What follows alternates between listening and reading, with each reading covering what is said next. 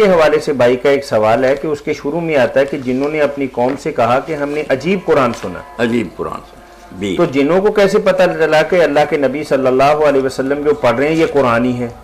اور دوسرا سوال یہ ہے کہ کیا جنوں کا اور انسانوں کی شریعت ایک ہی ہے یا الگ الگ ہے؟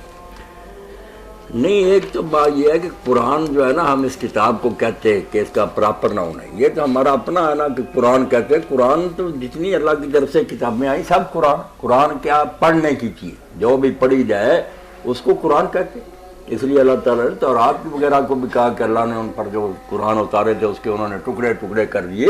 تو قرآن نام نہیں کسی کا، یہ ہم مسلمان بولتے تھے ورنہ پڑھی جانے والی تھی. انہوں نے کہا کہ ہم نے ایک چیز سنی ہے جو پڑھ رہے تھے اللہ کے نبی، بڑی عجیب تھی. تو وہی ضرورت ہے، عجیب کی بھی تشریح فرمائیے گا. کون سی عجیب کس حوالے سے انہوں نے فرمایا؟ عجیب تو یہی کہ وہ دینوں کو جانتے تھے، موسیٰ علیہ السلام کے دین سے واقف تھے، ان میں بھی جو باتیں تھیں پہلے سے مشہور تھیں. اب جب انہوں نے قرآن سنا اور سارے جہان میں شرک پھیلا، انہوں نے کہا بہت پیارا اور عجیب کلام سن کر ہم آئے. متاثر ہوئے نا کہ یہ صحیح توحید اس میں بیان ہوئی ہے، یہ کوئی ایسی تو بات نہیں جو مشکل ہو.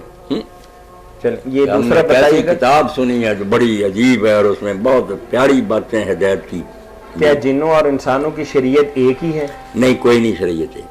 ان کی شریعت اللہ معلوم کیسے ہے، کیسے رہتے ہیں، کیسے نہیں. انہوں نے پھر قرآن کریم سن کے یہی فرمایا کہ آمنا، کیونکہ دین کی جو اصل باتیں ہیں نا، اللہ قیامت، سچ جھوٹ، یہ تو سارے ہی ایک ہی. عیسائیوں یہودیوں کی بھی ہمارے ساتھ ملتی ہیں، جنوں کی بھی ملتی.